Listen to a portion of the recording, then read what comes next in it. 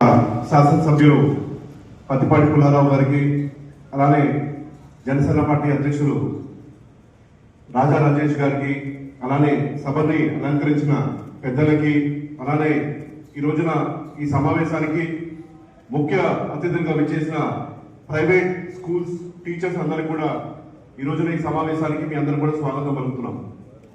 సమావేశ ముఖ్య ఉద్దేశం ఇప్పుడు ఉమ్మడి గుంటూరు కృష్ణా జిల్లా ఎమ్మెల్సీ గ్రాడ్యుయేట్ కాన్స్టిట్యున్సీకి కూటమి తరఫున అభ్యర్థిగా నిలబడుతున్న ఆలపాటి రాజేంద్ర ప్రసాద్ గారికి మీరందరూ కూడా మీ మీ ఓట్లు వేస్తూ మీరు ఎవరినైతే ప్రభావితం చేయగలుగుతారో వాళ్ళందరూ కూడా ప్రభావితం చేసి కూటమి అభ్యర్థి ఆలపాటి రాజేంద్ర ప్రసాద్ గారి గెలుపుకి మీరందరూ కూడా తోడ్పడాలని చెప్పి మీ అందరూ కూడా కోరడానికి ఈ రోజున ఈ ఆత్మీయ సమావేశాన్ని మేము ఏర్పాటు చేయడం జరిగింది.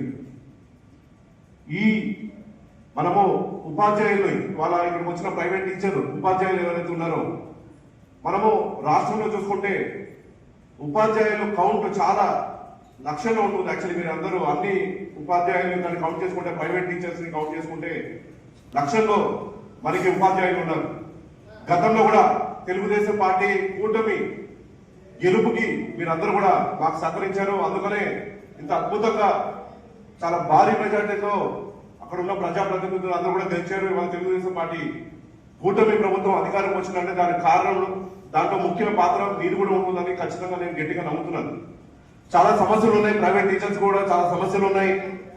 అంటే గవర్నమెంట్ టీచర్స్ అందరూ ఒక యూనియన్స్ గా వాళ్ళు ఉండి వాళ్ళ ప్రతిపాదన వాళ్ళ అంటే పే స్కేల్ రివిజన్ కానివ్వండి, అలానే ఐఆర్ కానివ్వండి, ఇవన్నీ కూడా వాళ్ళ ప్రతిపాదనని వాళ్ళు చాలా గవర్నమెంట్ పంపిస్తుంటారు. కానీ ప్రైవేట్ టీచర్స్ కి ఎటువంటి అంటే వాళ్ళ సమస్యల్ని అడ్రస్ చేయడానికి ఎటువంటి మీడియం లేదు.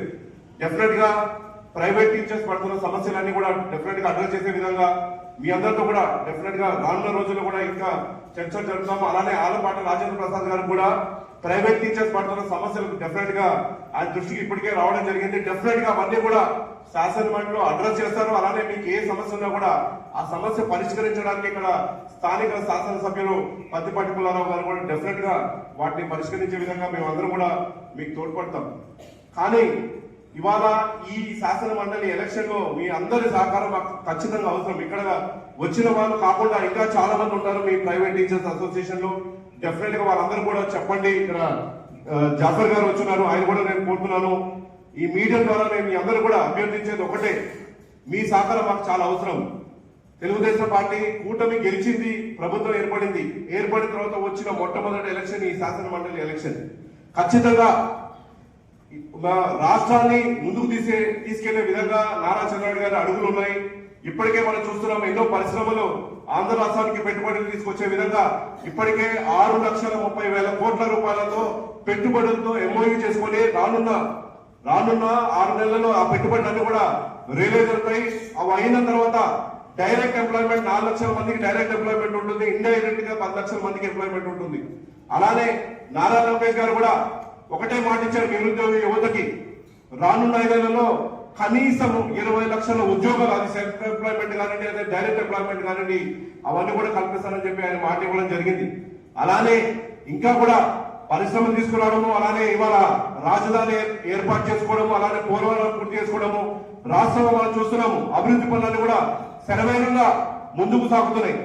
ఇవన్నీ కూడా ఖచ్చితంగా కొనసాగుతాయి. అలానే ఇంకా మన గ్రాడ్యుయేట్స్ అంటే ఈ ఎన్నిక ఒక ప్రత్యేకమైన ఎన్నిక, శాసన మండలి ఎన్నిక, గ్రాడ్యుయేట్స్ అందులో ప్రత్యేకించి గ్రాడ్యుయేట్స్ అనేది చాలా ప్రత్యేకమైన ఎన్నిక. దీనిలో చదువుకున్న విద్యార్థులు అలానే మన ఉపాధ్యాయులు అందరూ కూడా దీంట్లో భాగస్వాములు ఉంటారు. మీకు ఇవాళ సమాజంలో జరుగుతుంది ఏంటి, గతంలో ఏం జరిగింది, గత 5 ఏళ్ళలో ఏం జరిగిందో అన్ని కూడా